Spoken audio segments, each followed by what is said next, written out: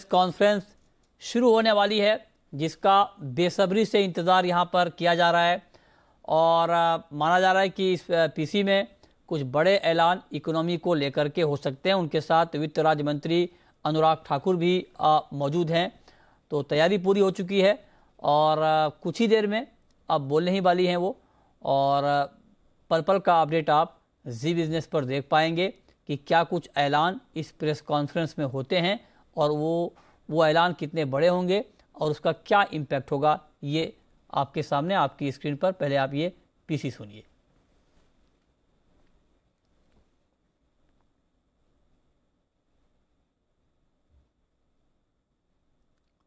तो वित्त राज्य मंत्री अनुराग ठाकुर भी मौजूद हैं और चर्चाओं का बाजार आज गर्म रहा पूरे दिन कि क्या कुछ ऐलान होने वाले हैं। इंडस्ट्री की तरफ से लगातार डिमांड की जा रही है राहत पैकेज की, और अब उसको ध्यान में रखते हुए क्या कुछ ऐलान होने वाले हैं, ये कुछ ही देर में ये खुलासा हो जाएगा। लेकिन उससे पहले जो कुछ बयानबाजी हुई है, हालांकि नीति आयोग के राजीव कुमार ने कहा था कि हालात ख़राब हैं और सरकार को कुछ बड़े और कड़े फैसले लेने होंगे, लेकिन चीफ इकोनॉमिक एडवाइज़र ने कहा था कि हालात उतने भी ख़राब नहीं हैं जितने कि माहौल यहाँ पर पैदा किए गए हैं।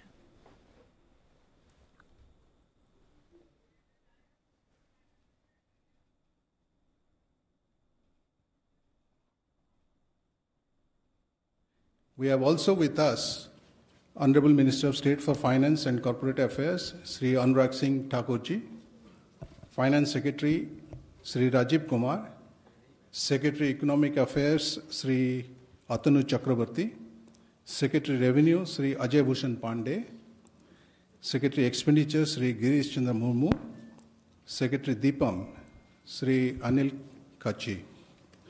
My warm welcome to the honorable dignitaries. Friends, the format of the conference will be like this. At the outset, there will be a presentation and there will be opening remarks by the Honorable Finance Minister. And after that, the floor will be open for question and answer session. So now may I request the Honorable Minister to make the opening remarks.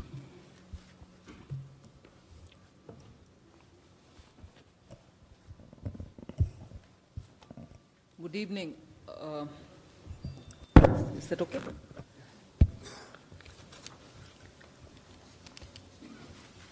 I just want to give a bit of an opening to this, as I see, much expected press conference. I'll have the Finance Secretary help me in going through the slides. I just want to give you a picture of how long it's going to be so that you're not going to be frustrated in between. There are about 32 slides. And just so that you get a picture of how we are going about this whole thing, I've arranged them in about 6 compartments. So as we move, I will alert you to the fact that I've covered one and I'm moving to the second, so that related items are grouped under one head. And even before I start doing that, just to briefly give you a picture of what's globally happening. The slide before you shows that the global situation is very clear, and the current projected global GDP growth is of about 3.2%, and probably is going to be even revised downwards. Moreover, not just one, many organizations have come out repeatedly to say the global demand is going to be very weak. So that's one broad picture. The lines there show you very clearly what is the growth globally and where India stands in that. You can see the yellow line, which stands for India, is still very much high above. The United States and Germany have seen inversion of yield curves, which points to slowdown in growth of consumption in these countries also. So it's not a story just of the emerging economies, but even global advanced economies are facing this. And obviously, being in India, we normally get compared with China. So as a result of the US and China trade war and subsequent currency devaluation of China, a very volatile situation has developed in the global trade. These are nothing new for you, but I just wanted to place it as a larger context with which we are speaking. And therefore, if you see the 10 major economies of the world, the size of the, the balloons or whatever, bulbs, show the size, and from among the emerging economies, the size of the economy, and therefore where they stand globally today. So the size of the circle represents the GDP as per PPP and the current international dollar terms. So you see India again in yellow, positioned comfortably very high. The growth rate still in comparison to many of these countries high, and if anything, even compared to China and the United States, our growth rate is higher than everybody else. So let's just keep that at the back of our mind, even as we go through this. One thing I just want to draw your attention to is the important line which the Prime Minister keeps repeating because he strongly believes in it, which came out in one of the newspaper interviews that he had given earlier, saying, "We respect wealth creators." I want to very clearly put that before you, to underline that that's the spirit with which the budget was presented, and that's the spirit with which we immediately invited different sectors of the economy to come and speak to us if there's anything that they wanted to say. And they were not very quick, short consultation for the sake of it. They were in-depth consultation, some of which ran for even a couple of hours. And all our secretaries were together with me during those consultation process, which ran through a whole week.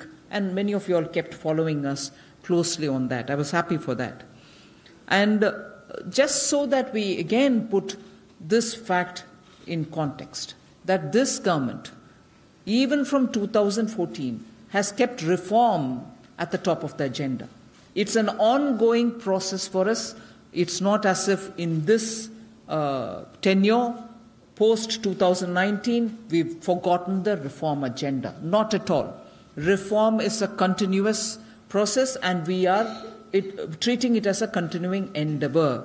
And therefore, just so that we don't forget that even simple small things to fairly complicated levels of ease of doing business related reforms were carried out by this government in its earlier tenure, continues even now. Whether it is self-certification, whether it is looking at environment clearances, just compare the time that an environment clearance took in earlier regimes and what is happening now. We've not lost that momentum. We are keeping that high on our agenda. And about the labor reforms, taxation reforms, irrespective of any other one or two points that each one of us might have, this could have been better this way, that could have been better that way.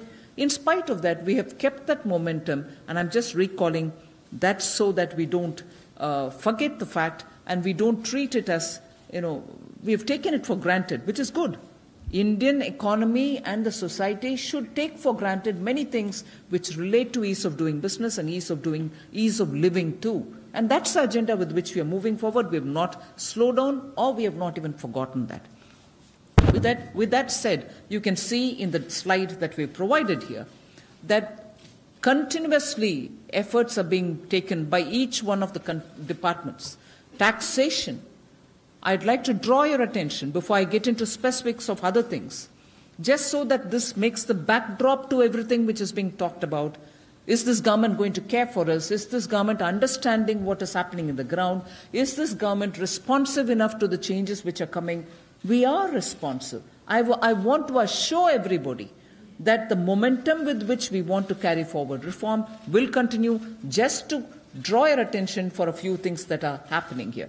Pre-filling of IT returns.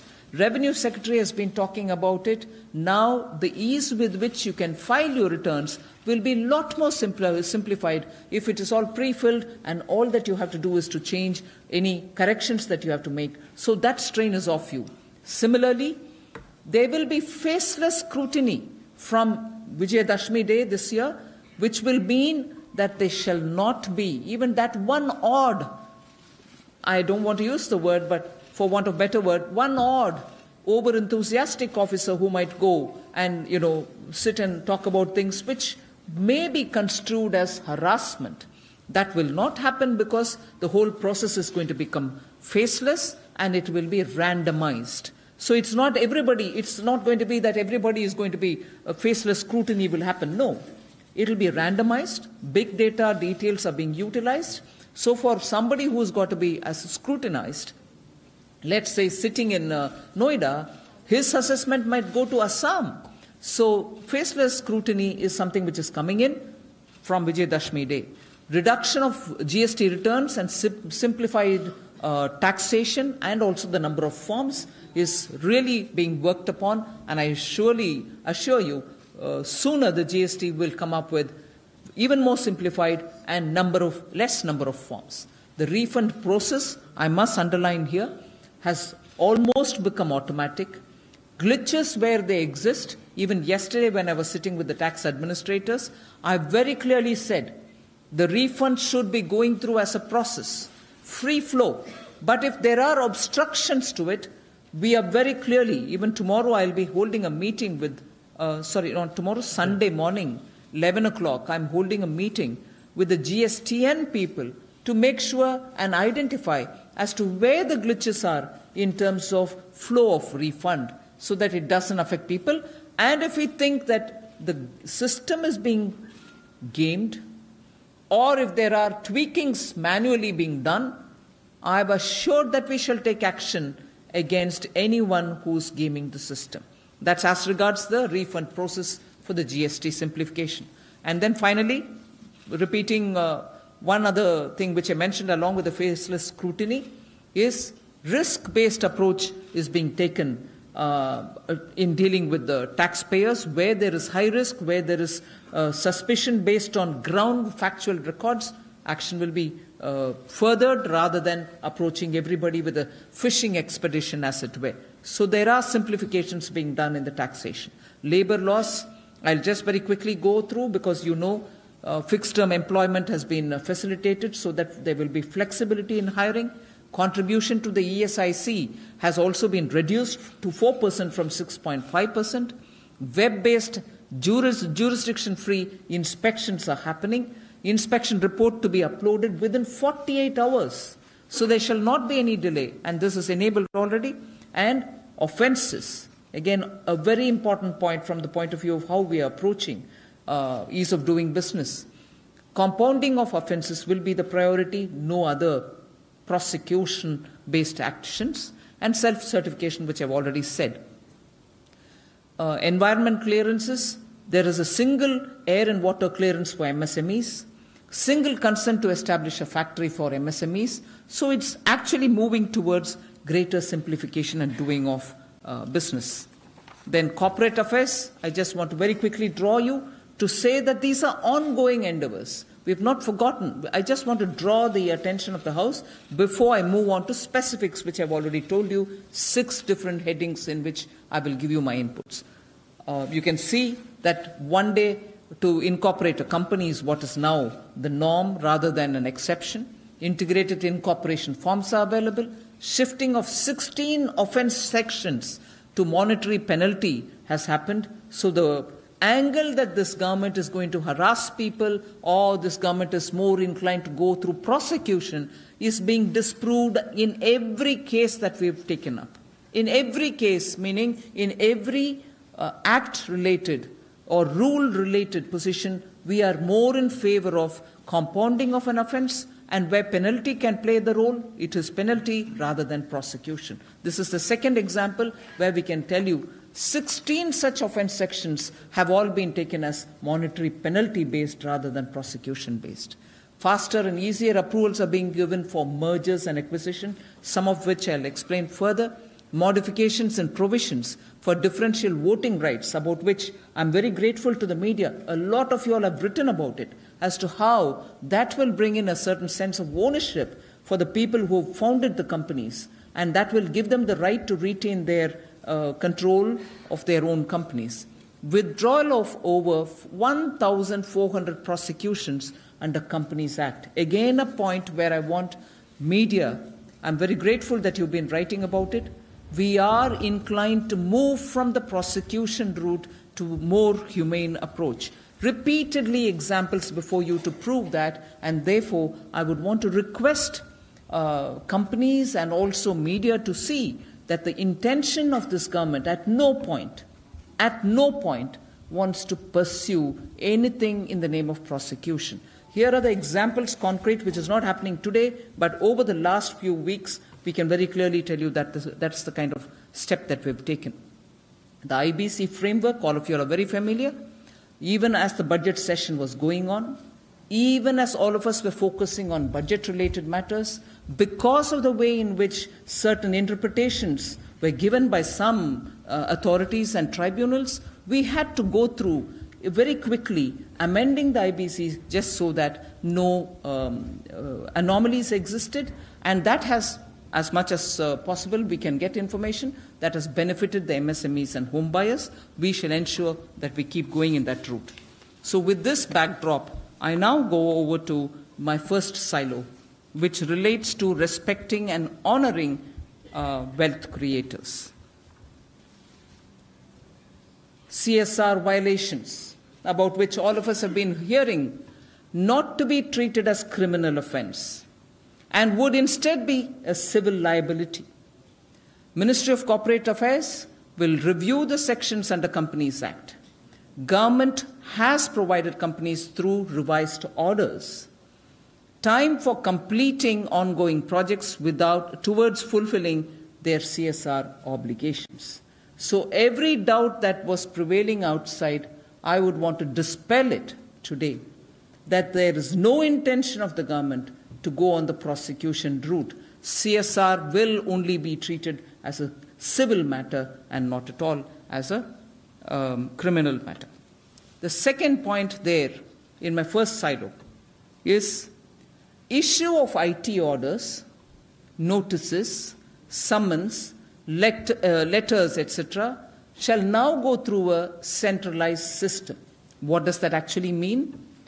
It means on or after 1st October 2019, all notices, summons, orders, etc. by the income tax authorities shall be issued through a centralized computer system, and it will contain computer-generated unique documentation identification number. Some of you all have already started writing about it, great sense of what is coming. But what actually it means is, if there is a notice being issued at the ground level, and some amount is being claimed on an assessee, that without a central approval cannot happen, and also the amount stated there will eventually either be resolved or resolved in favor of the authorities, and therefore the tax will be paid or the claim will be settled, but the amount shall be what was claimed and not more or less. And this will be available for the assessee himself to see it so that he knows what he is being asked. If necessary, he can even quote that and complain so that there are no anomalies in paper and actual practice. So this is one way in which we think the harassment angle can be addressed in favor of the assessee. The second, any communication issued without computer-generated unique document identification number, the DIN number, that shall be treated non-est. In other words, if anybody has issued from his own level at the ground level, that notice shall not be treated. Actually, the assessee can put it aside and say, I've not received any note, nobody is going to follow him up.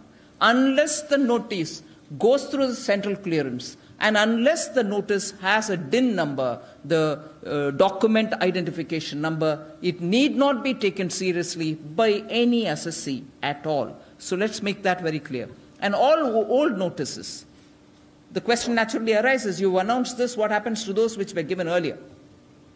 All old notices to be decided by 1st October 2019 or uploaded again through the system. So all the notices which have been issued till now will be cleared before October 1st, 2019, within 1.5 months from now. And if in case some of them will have to be treated again, they'll be uploaded again, and only then will it become a valid document for action. So assessees can be very clear, it is now a transparent process. No one authority, no one officer will be doing it independently on his own. And then from 1st October 2019, all notices to be disposed of. This is very important. Things are not going to keep hanging fire. All notices to be disposed of within 3 months from the date of reply. Let's be clear, no assessee will have anything to do with any notice after 3 months once he's given a reply. So that's on the first silo of respecting and honoring our wealth creators. We shall go through a very transparent process. The next one is on the taxation measures that we are coming up with. The much awaited,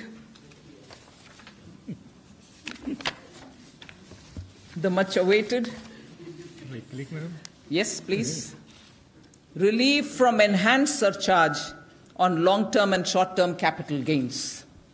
In order to encourage investment in the capital market, it has been decided to withdraw the enhanced surcharge levied by the Finance No. 2 Act of 2019, the recent budget time, on long and short-term capital gains arising from transfer of equity or shares and units referred in Section 11A and 111A and 112A respectively. In other words, the enhanced surcharge on FPI goes. In simple words. In other words, the pre-budget position is restored. Surcharge on domestic investors too in the equity market goes. Pre-budget position is restored. So, can we go to the next? Or do you want to you don't want to hear anything more? No, we are going on the others also. Okay, now, I am using an expression which is used commonly, but it's not something part of the ministry. Things about angel tax provisions. That's not an official expression for the tax that we are referring to, but never mind, all of us understand what angel tax refers to. So to mitigate genuine difficulties of startups and their investors, it has been decided that Section 56(2)(b) of the Income Tax Act shall not be applicable to a startup registered with DPIIT. So the section which is invoked and through which startups had difficulties, but that section is important for the income tax for many other reasons, so the section continues. But that section shall not be applicable to registered startups. All right. Now this is done. But after this, if there's a difficulty, it has also been decided to set up a dedicated cell under a member of the CBDT. The CBDT chairman is here, present in the audience. A member of the CBDT will head a cell under him for addressing the problems of startups. A startup having any income tax issue can approach the cell for quick resolution of the problems. So that way, we have made it clear that it shall not apply to startups who are registered with the Department of Industry and Internal Trade. Not only that, but further, there will be a member who will be handling it from the CBDT. We move to the next, which is my third silo, which relates to measures that we are coming up with for the banks, for NBFCs, and for MSMEs.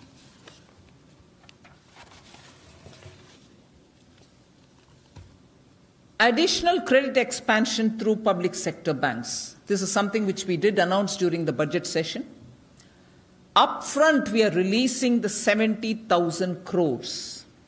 Upfront, we are releasing the 70,000 crores and additional lending and liquidity to the tune of 5 lakh crores can be made available by providing this upfront capital for the PSPs. This was announced in the budget. We are doing it upfront now. And this will, we are very clear that this will benefit all the corporates, retail borrowers, MSMEs, and small traders as well. So we'll also tell you that we are closely working out the ways in which this flow will happen, how it will flow through the NBFCs and so on in a later slide. But this is the first one which we want to tell you. Next, banks have been discussing with us. You know that the first discussion one Monday happened with the banks only. Banks have now decided to pass on any rate cut through the MCLR reduction to benefit all borrowers. It's a decision which the banks have made. I'm very grateful because during the consultation, we emphasized on the total, irrespective of the segments, people saying that the benefits of rate reduction don't reach them at all. Or if it reaches in trickles, or if it reaches, the trickles last over several months and years. So there was this across-the-board grievance that interest rates not being passed down to the customer is affecting, in spite of Reserve Bank having brought it down several times. So now we are very grateful all the banks have agreed and they said that they shall pass on the rate. The next one is, this is more important and that will explain the previous point that I've made. Banks, again, have decided to launch repo rate or external benchmarking linked loan products. Only a few days ago, the governor of Reserve Bank had spoken about it. He was talking about institutionalizing this mechanism, was also still hoping that the banks would work on it.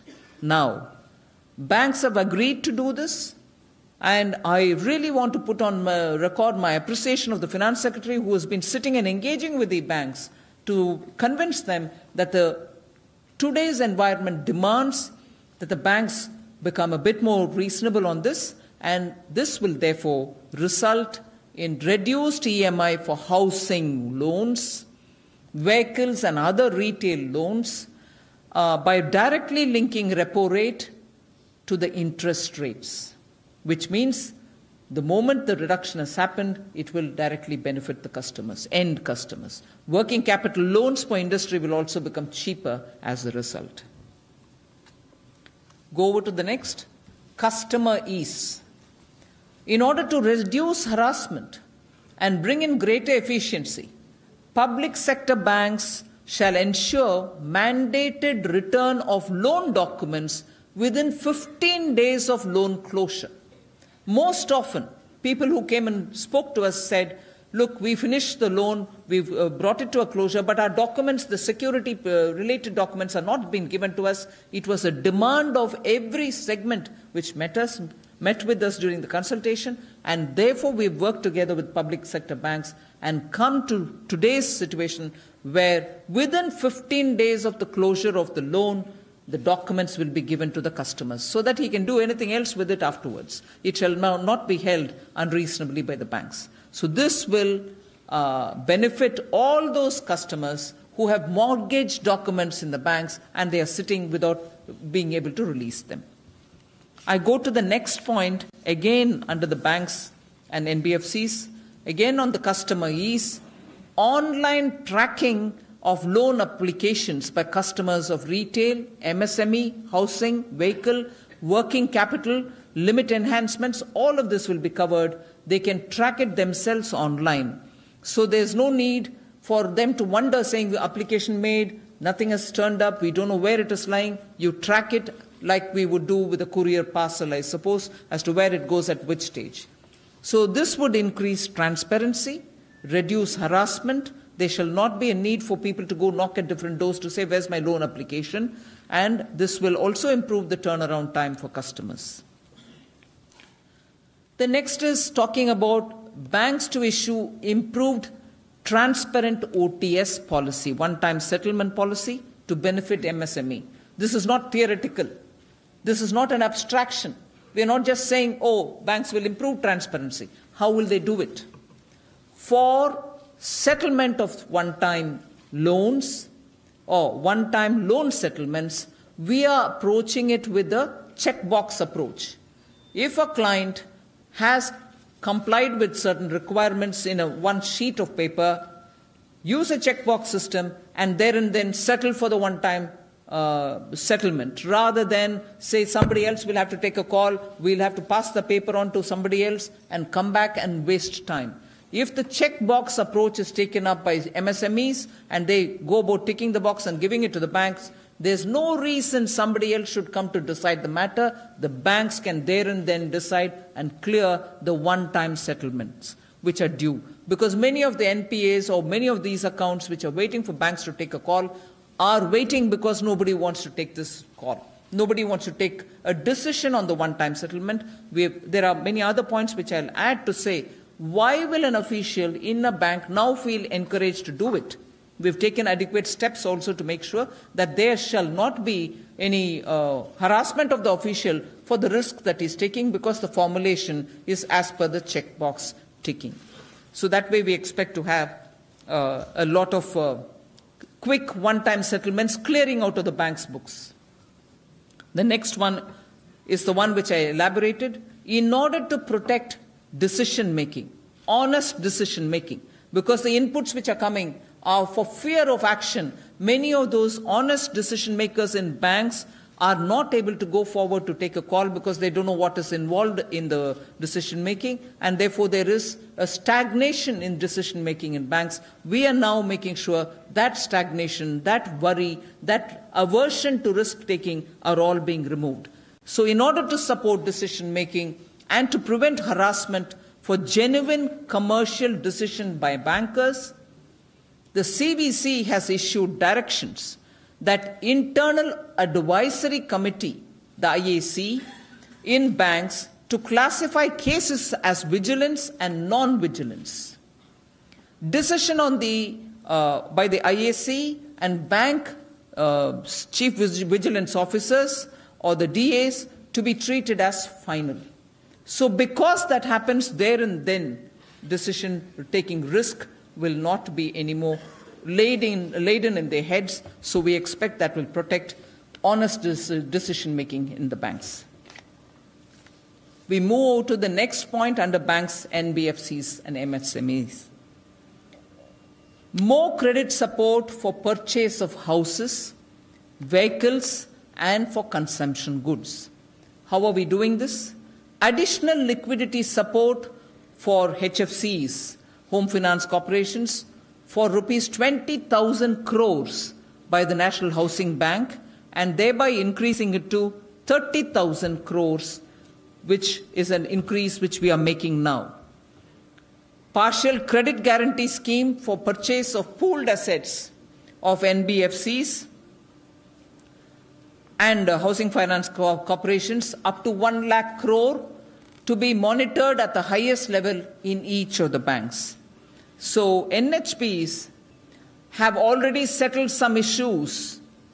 As we are announcing this, some of them have already been settled, very clearly showing the NBFCs are receiving liquidity from the banks, and the NBFCs are also moving towards funding of people, giving credits to people. Examples shall be out by late evening today. Some of them will come for you all to double check that this is indeed started moving.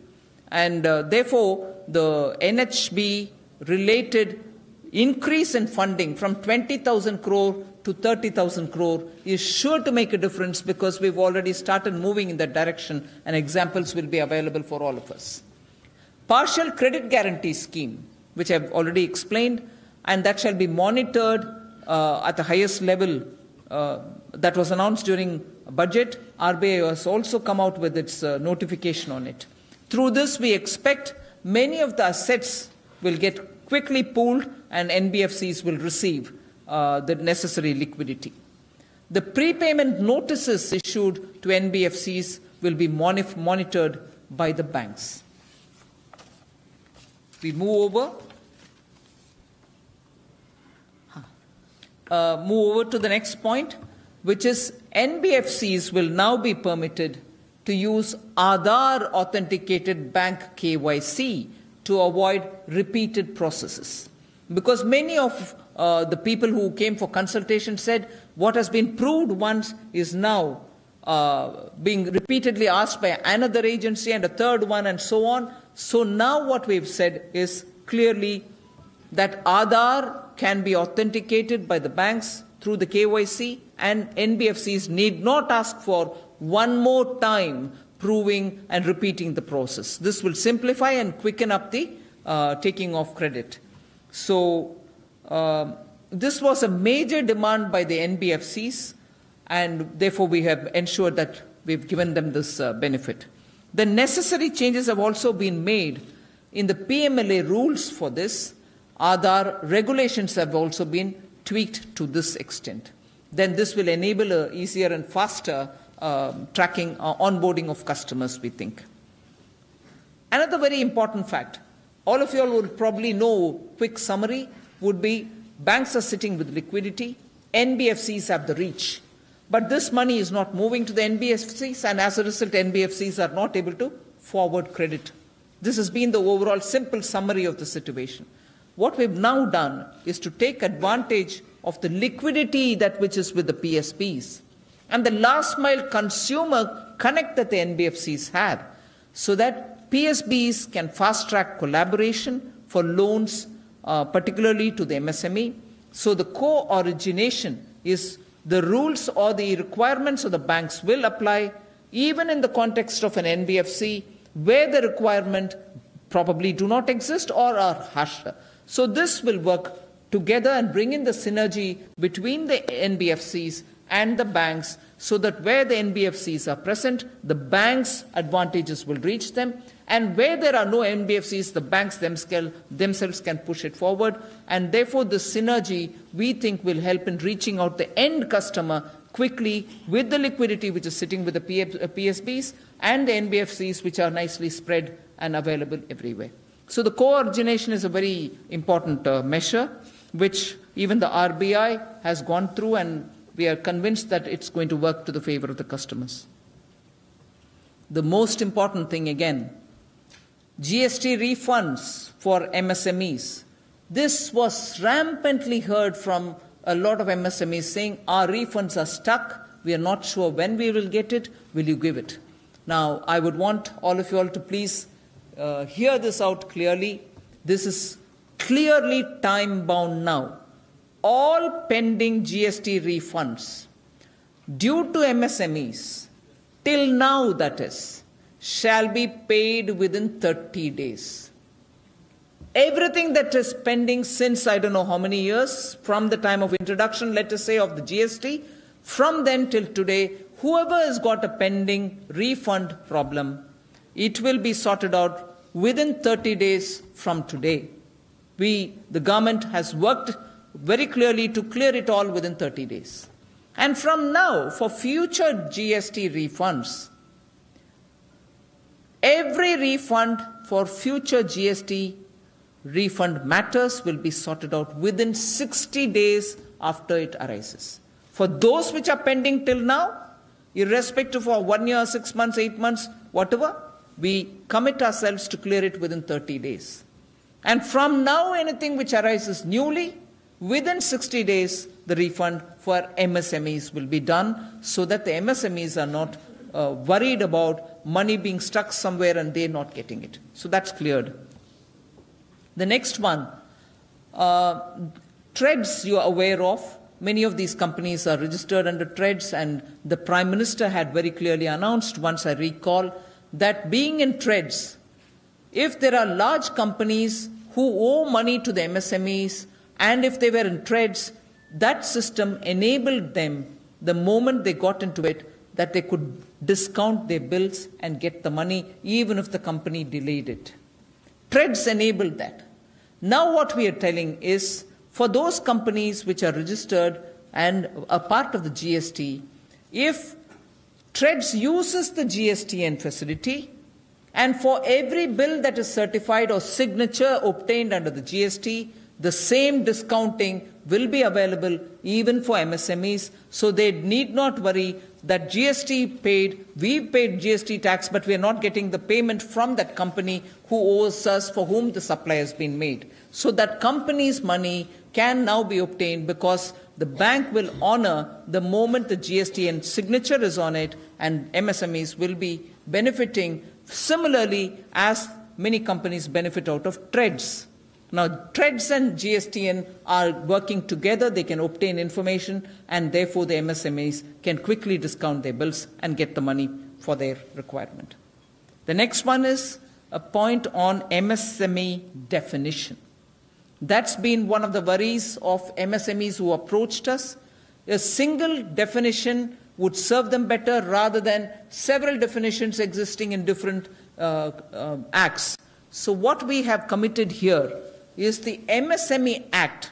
In fact, the discussions when it happened, Manya Nitin Gadkari ji was seated with us even as the consultation happened, and this issue was repeatedly raised. We are addressing that issue because the MSME Act will now go to the Cabinet with inputs taken from all of the ministries concerned, just so there is one definition, one meaningful definition, which probably may not necessarily link it only to turnover, but might take plant and machinery and the optimal capacity and everything else on board and come up with one definition for MSME, through which companies now can feel a lot more at ease with their business activity.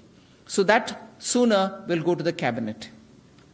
The UK Sinha Committee has come up with a lot of recommendations, many of which are already on board. We have taken it up, and we are already, in fact, some of the suggestions that we've done here for the MSMEs are partly covered by the UK Sinha Committee. We shall ensure decisions on recommendations such as on ease of credit, marketing, technology, delayed payments, etc. are all addressed at the earliest. So I want to assure you that many of them have already become a part of what we are speaking about today, but others in the UK Sinha Committee report will be taken up. The next we move over to the next silo, which is increasing capital flows and energizing financial markets. And this is also very much in line with what has been indicated in the budget speech.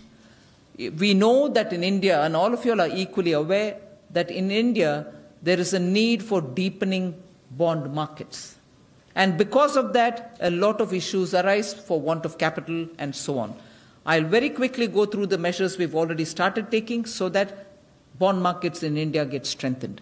In order to improve access to long-term finance, it is proposed to establish an organization to provide credit enhancement for infrastructure and housing projects, particularly in the context of India not having a developmental bank, and also therefore need for us to have an institutional mechanism. This will come of great help. So this would enhance debt flow towards such projects. The name of the organization will be in a day or two revealed, but that organization will take care of providing credit enhancement facility for infrastructure and other housing projects. The government would soon take further action on development of credit default swap markets in consultation with the RBI and SEBI. In order again to improve domestic markets in bonds, Ministry of Finance will work with the RBI to make it more conducive for investors and for bond issuers, as well as facilitate increased trading for price discovery, a lot more open, market-driven kind of a price discovery mechanism. Government has amended the Companies Act, you all know, to remove requirement for creation of debenture redemption reserve, the DRR, of outstanding debentures in respect of listed companies, NBFCs, and for the HFC. Again, continuing on the capital flows, access of Indian companies to the global market. The Depository Receipt Scheme of 2014 is expected to be operationalized soon by SEBI. This will give Indian companies increased access to foreign funds through the ADR and GDR and this is something which repeatedly industry kept referring to us when they came in for consultation. We clearly yielded on that, and we shall organize ourselves in order to be able to service this. The next is use of Aadhaar-based KYC. Again, a big suggestion which has come during consultations. The consultation that we had with industry, with others, this has come out as one of the big demands. In order to improve market access for the domestic retail investors, Aadhaar-based KYC to be permitted for opening demat accounts and making investment in mutual funds. Necessary notification for amendments in the PMLA rules will be issued sooner. So that takes care of the Aadhaar and KYC. Simplified KYC procedures to improve market access for foreign investors, including the FPIs. So this will be introduced sooner, and that will make the whole process simplified. I go to the next silo, which is there's one more here in the capital flows. Offshore rupee market. I'm sure many of you are interested in it. To bring offshore rupee market to domestic stock exchanges and to permit trading of the US dollar, Indian rupee derivatives in the GIFT IFSC. Ministry of Finance is working with RBI to introduce this measure shortly, and this will enable the rupee market to the domestic stock exchanges. We now move to the fifth silo. I've finished with 4 silos. Now the fifth one is on infrastructure. On infrastructure, again, the discussions went on for a long time. Different sections had different inputs to give us. We are responding to all of them. One which was outstanding was that a lot of payment gets delayed from the government and public sector undertaking. They do the job, but they don't get their money. And it's held with the government departments or with the CPSEs. So now we have very clearly said delayed payments from government CPSEs to be monitored by Department of Expenditure and performance reviewed by the Cabinet Secretariat with a dashboard in front of it. I must thank Secretary Murmu. Even as we are saying this, he's cleared, I understand, nearly 30,000 crores of payment for all those who are waiting for clearance, which are government departments and also CPSE. So money actually going into the hands of who were waiting for it. Money actually not getting locked up, liquidity reaching where it should reach. And I'm sure with the Cabinet Secretariat monitoring it, Secretary Expenditure should be, except in those cases which are under litigation, clear up all the due payments. So that's happening. The next is very important. It may be an old decision. It may be something which has existed from Sri Atal Bihari Vajpayee's time onwards, and it benefited industries for some time. And after that, God knows what happened. It reached a stagnation. But we are reviving that, and through that, assuring corporate sector that they after arbitration. This is a decision of that time. After arbitration, 75% of the arbitration award will be released. But then what happened when it reached a stagnation? Banks were risk averse. They didn't want to cover them for the delayed period after the arbitration. The interests were mounting. The interests were double of what is otherwise the interest due to them. And because of that, banks were risk averse. They said we wouldn't cover it. Now we are making necessary changes. Secretary Finance will be working together with bank. Secretary DEA will also be working with Reserve Bank and banks to ensure that the risk aversion based on that multiplying interest will be addressed, and we shall immediately move on paying the 75% based on arbitration, and the risk aversion because of the mounting interest will be sorted out. So as a result, many of those cases which after arbitration are still waiting to get their monies will get their 75% straight away. So that's a relief we wish to offer industry. The next one is the issue of the 100 lakh crores for developing infrastructure, which was announced earlier. I just want to very clearly tell you, after the announcement, we've moved forward. An interministerial task force has been formed by the Department of Economic Affairs. Secretary Department of Economic Affairs is here, and they shall finalize the pipeline through which various projects will get funded quickly so that infrastructure work does not get delayed any further. The above initiative is expected to boost growth and create jobs. These projects would be monitored actively to accelerate capital expenditure and investment in the economy. So just not 100 lakh crores, task force is working, it's moving the projects, funding the money which is already announced, and through this there should be speedy implementation of the infrastructure related money that we've allotted in the budget. I move over to another thing which many of you are waiting, a lot of speculation on it, the automobile sector. The automotive sector has been meeting us both as industry and also individually who came and spoke to us about it. I'm glad to tell you a few things about the responses that we've given in this matter. The BS4 vehicles was a big issue. A lot of companies had provided and started producing, and they are producing it even now. There was this confusion because government wanted to make an announcement as regards encouraging electric vehicles, encouraging electric batteries, and so on. So that confusion we want to dispel completely. BS vehicles which are purchased as up to 31.3, oh God, that reads 30, 31.3.20. We didn't intend till 2030. It is 2020. So BS4 vehicles which are purchased up to 2020 March will all remain operational for their entire period of registration.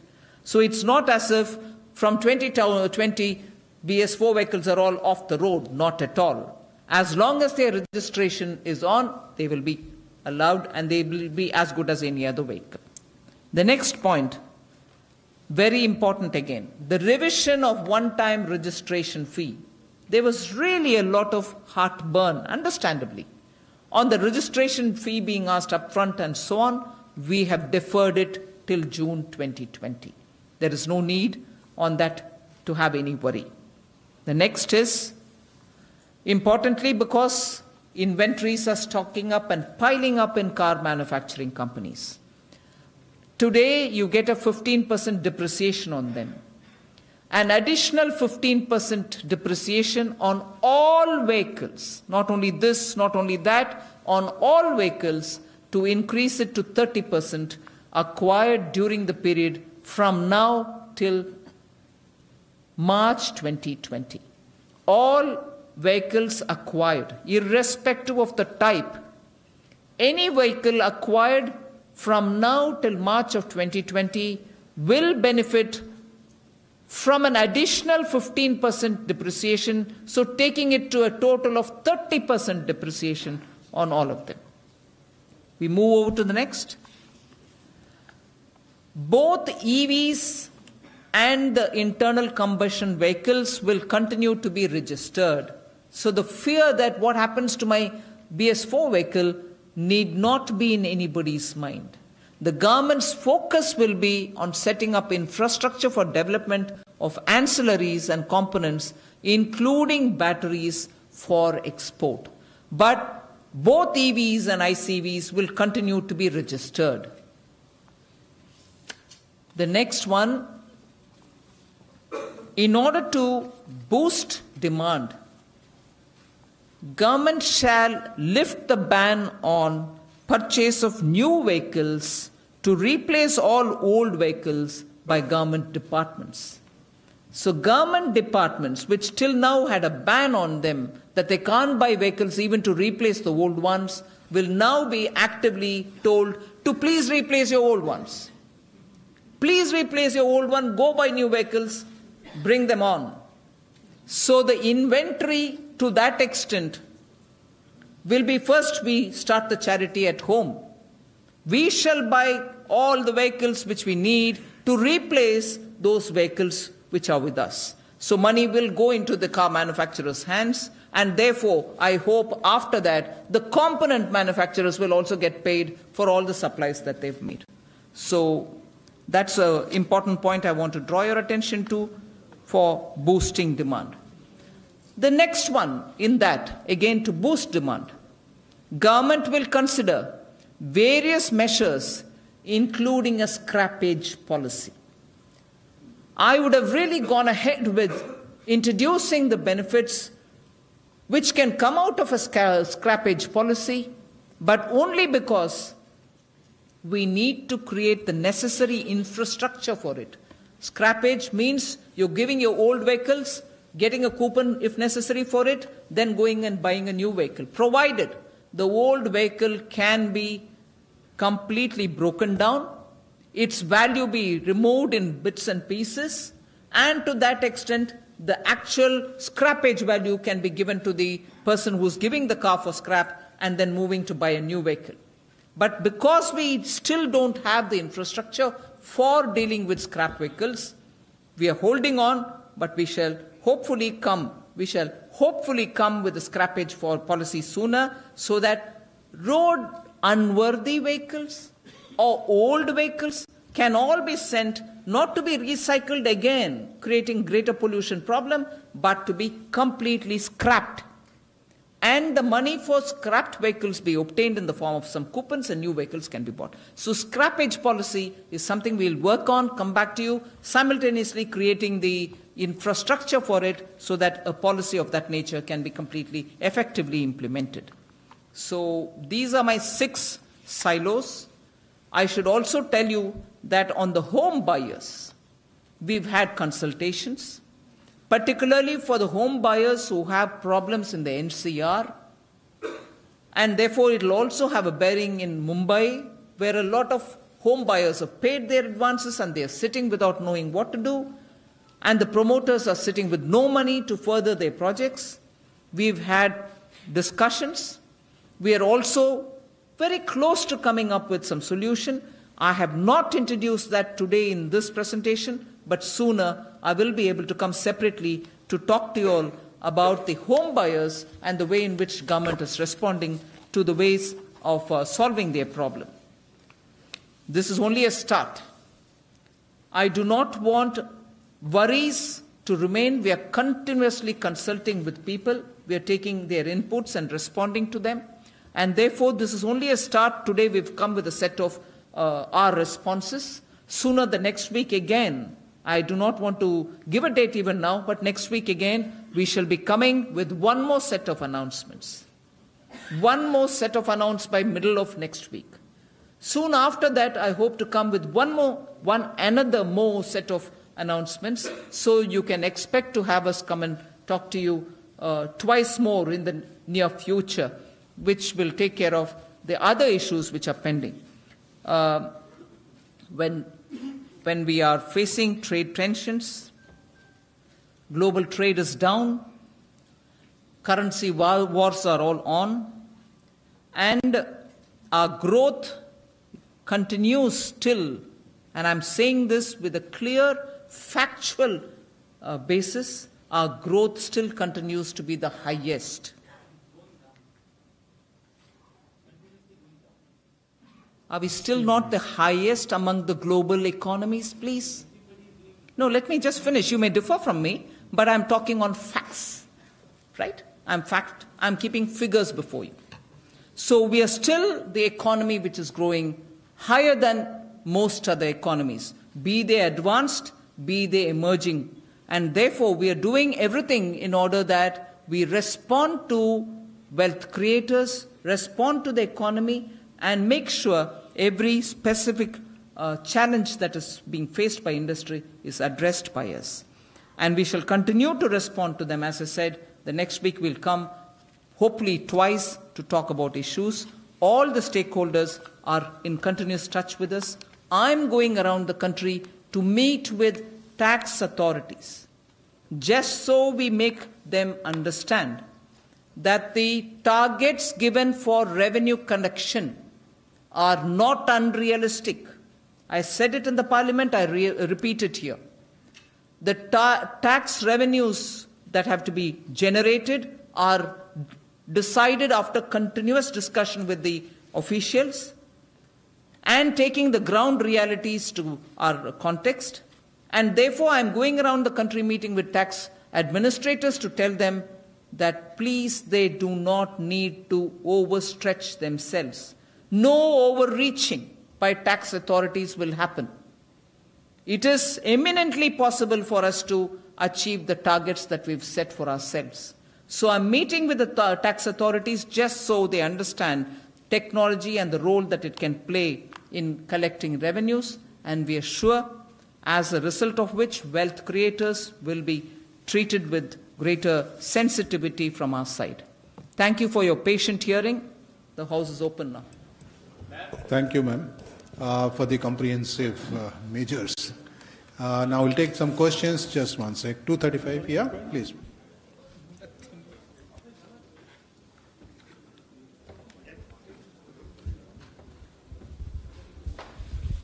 Please identify yourself and also the organization. Yeah. I'm Timsi Jaipuria from CNBC TV 18. Firstly, on what is the fiscal impact, because you've removed the FPI surcharge, you've also introduced a lot of measures. What is the fiscal impact? And secondly, how do you plan to protect job losses that are happening across India, especially when it comes to the auto sector, shutting down of manufacturing units, because that is one of the major concerns of the current discourse, especially FMCG goods not leading to a good growth. There's a consumption slowdown. How do you think that the current measures are going to revive consumption slowdown, job losses can be controlled, and yes, what is the fiscal impact? Can I ask one of the secretaries to expand on it? Revenue Secretary, would you want to speak? Thank you. So for the enhanced surcharge, particularly on the capital gains, long-term and short-term, both for the FPIs as well as the domestic investors, they have been restored to the pre-budget level, and then approximate the revenue implication would be around 1,400 crores. So far as the higher depreciation on the vehicles, it is very, very difficult to estimate, but then we will see, how it goes. And so far the angel tax is concerned, and in case of an angel tax, what we so-called angel tax, because what the Honorable Finance Minister said that there is nothing called angel tax in the law itself, but then this section 5672B, that section is an anti-abuse provision, basically to address the certain anti-abuse by the cell companies.